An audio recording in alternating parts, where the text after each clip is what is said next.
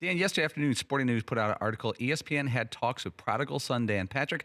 ESPN has explored a very big reunion for prodigal son Dan Patrick. Spokesman for the company confirmed to Sporting News Sunday that it has talked to Patrick, whose dual contracts with NBC Sports and AT&T expire this month. But ESPN sources said that a reunion with Patrick is unlikely to happen, and barring a miracle Hail Mary pass at the last second. Your thoughts? Oh, let's see. I did meet with ESPN, but I met with ESPN and John Skipper because I wanted to get Sports Jeopardy on ESPN. I'm very proud of that show. I love that show that I've been able to host. And I thought, can I get that on during the daytime? And it could be, around the horn and pardon the interruption, and you do Sports Jeopardy. The other part was I'm doing this Full Sail University. It's a broadcasting school. And I said, I'd like to have sort of a feeder system to ESPN. Could we get some internships there? So I met with John Skipper. He could not have been nicer. And I met with him a couple of days prior to him resigning.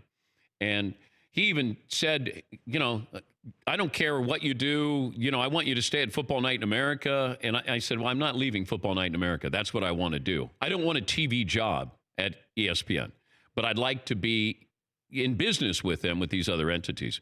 And so I met with him. John was very open about welcoming me back. He said, if I can make something happen, I'd like to have you back. That's how important you are to our legacy.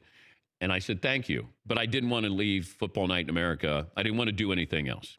Yes, he. Did you have negotiations for new Danettes, too? Well, you're not involved in Sports Jeopardy or the broadcasting This wasn't school. some elaborate ruse to No. just kick us to the curb? No, because, John Skipper talked about, the radio show, and he loves the radio show. But, to try to fit that into ESPN's lineup and, to do a TV show portion of that. If I was going, you guys would have gone with me. It was just, that's not where the talks got. That's it. Dan, talk about the process of. Yeah.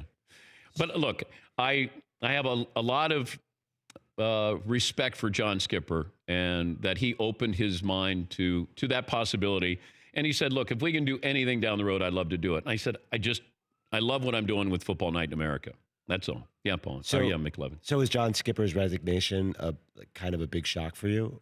Yes, it was. Yes, it was. Because I met with him on Thursday and he resigned on Saturday. We have a lot more questions over here. Yeah, I figured. I don't know if I can do them. I figured. No, go ahead. We got 2 more hours. Yeah, no, I'm fine. Two-part, you could save your answer. Okay. Do you think if John Skipper didn't retire, leave the company, you fill in the blanks, and is this still a possibility for your career? Well, all I wanted to do was Sports Jeopardy on there, and I wanted to do the broadcasting school. I'm with AT&T. You see what we do. I mean, look at this. They've been great partners. And the NBC Sports Network. I met with John just to talk about, the broadcasting school and Sports Jeopardy. He's the one that brought up, hey, if there's anything we can do. The next thing I know, I'm negotiating to do the 6 o'clock Sports Center with Keith Olbermann. For more Dan Patrick Show, tune to Audience Channel 239 on DirecTV or download the Dan Patrick Show app.